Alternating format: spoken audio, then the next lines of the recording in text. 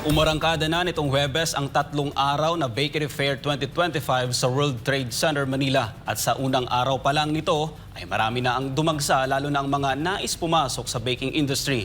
Tampok din dito ang mga bagong kagamitan at masasarap na tinapay at pastry. Tunghayan natin ang balita ni Jillian Gutierrez.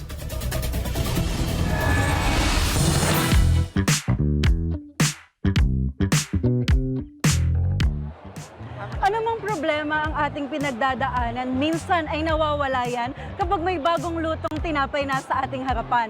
Lalo na kung ito ay mainit, malambot at sa amoy pa lang ay magugutom ka na.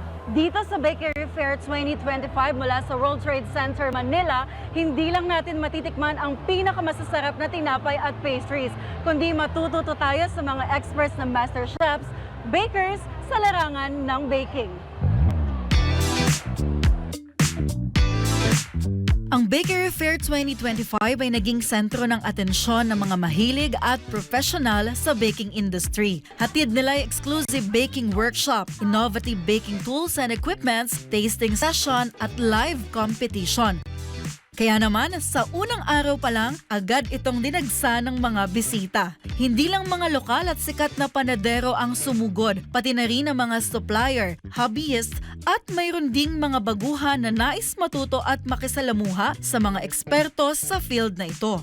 Dito mapapatunayan na mahilig talaga ang Pinoy sa tinapay. At syempre, naging puno ng sigla at kasiyahan ang buong venue habang ipinapakita ng mga kalahok ang kanilang mga bagong produkto, recipes at mga makabagong teknolohiya sa paggawa ng tinapay. Ang tinapay kasi ay kinaugalian na nating kainin, especially sa almusal. So very famous yung pandesal sa ating mga Pilipino. So we call it staple foods at napakaganda niyang alternative sa kanin.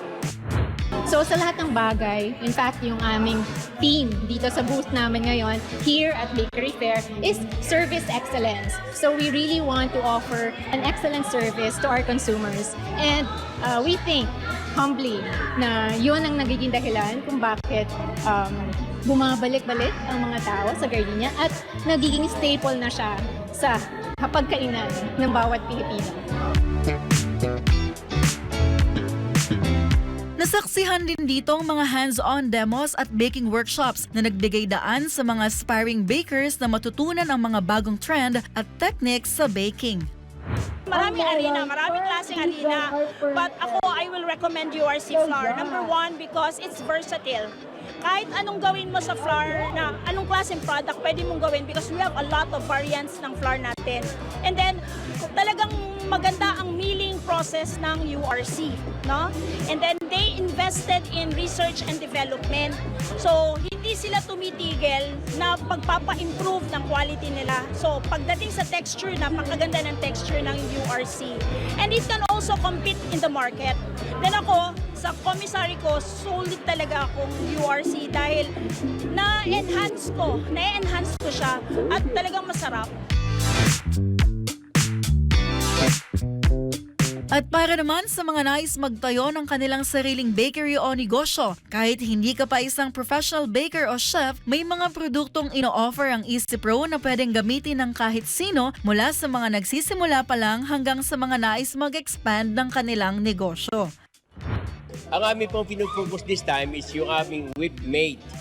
Yung ating whip-mate ay not yet available sa market, but of course, we promise na ito yung malaking tulong sa mga mamamayan, lalong-lalo na pag hinayin. Halimbawa, gagawa ka ng cake, gagawa ka ng mga icing.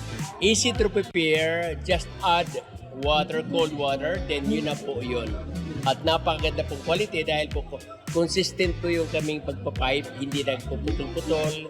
So maybe a little bit adjustment, but we promise naman our quality of Easy Pro, yung whip-mate ay the best sa ating market.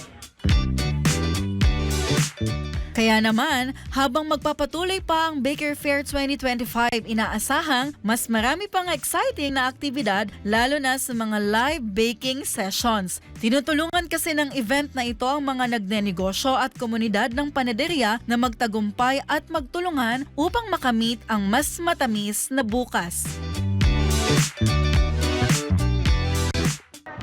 Sa bawat kagat ng tinapay ay may kwento ng sipag, tiyaga at passion sa baking. Kaya't kung gusto niyong matikman at malaman kung ano ang sekreto ng bawat world-class na baked goods, pumunta dito sa Bakery Fair 2025 sa World Trade Center, Manila. Siguradong uuwi ka ng punong-puno ng kaalaman at syempre, busog sa tinapay. Para sa Diyos at sa Pilipinas kung mahal, ito si Jillian Gutierrez nag-uulat. SMNI News.